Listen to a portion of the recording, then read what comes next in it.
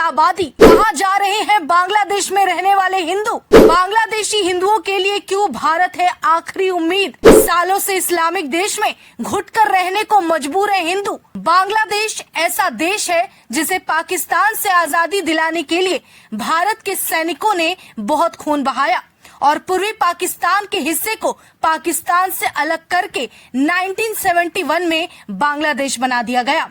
लेकिन आज उसी बांग्लादेश में हिंदू की स्थिति ऐसी है कि ना तो वो सरकार की कई योजनाओं का लाभ ले पाते और ना तो वो लगातार हो रहे प्रताड़ना को झेल पा रहे हैं। इतना ही नहीं, कुछ दशकों में बहुत तेजी से बांग्लादेश में मौजूद हिंदुओं की आबादी घटती रही है, जिस पर भारत में कोई बात नहीं की जाती। वहाँ के हिंदू खुद को असुरक्षित और बहिष्कृत महसूस करते हैं। खबरों में अक्सर हिंदू मंदिरों को तोड़े जाने से लेकर हिंदुओं पर मुसलमानों का दबाव और दबदबा देखने और सुनने को मिलता है, जिससे हिंदू वहां से भारी संख्या में पलायन करने के लिए मजबूर हैं। पूरे विश्व में हिंदुओं की सबसे ज्यादा आबादी या बहु आबादी वाला एकमात्र देश भारत है। यही वजह है कि अलग अलग देशों में बिखरे हिंदू घर वापसी के नाम पर भारत की ओर उम्मीद की नजरों से देखते हैं।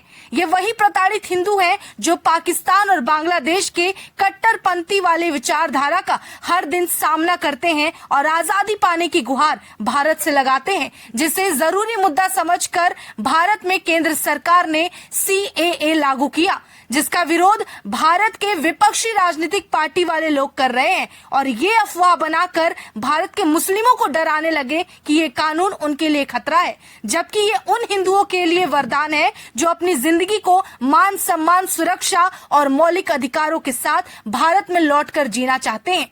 यहाँ तक कि ऐसे हिंसक मामलों पर बांग्लादेश में आवाज उठाने पर उन लेखकों या ब्लॉगर्स को मौत के घाट उतार दिया जाता है और कुछ डर से देश छोड़ देते हैं।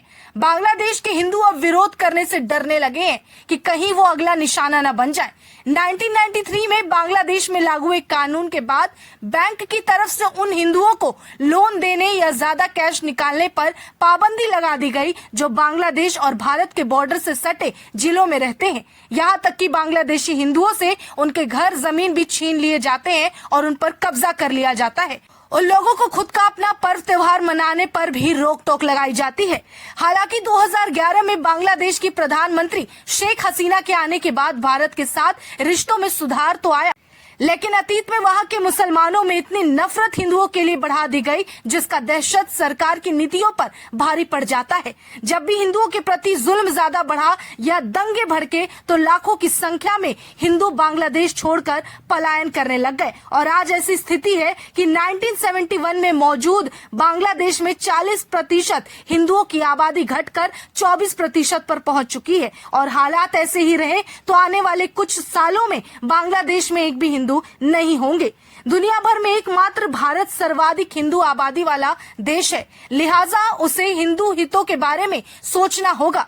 दुर्गा पूजा के समय वहां बहुत सारे मंदिरों और पूजा पंडालों को निशाना बनाया जाता है। यहाँ तक कि हिंदू बहु बेटियों की इज्जत को कोई भी मौके पर तार तार कर दिया जाता है। बांग्लादेशी समाचार पत्रों में भी सरकार और कट्टरपंथी तीखे हमले करते हैं, लेकिन वहां की सरकार ने इस मामले पर अब तक गंभीरता से कोई एक्शन नहीं लिया और अब समय आ गया है कि भारत में इसकी चर्चा हो सके और यहाँ की सरकार अपने बांग्लादेश में मौजूद हिंदुओं को वापस ला सके और उनके हितों की सुरक्षा कर सके।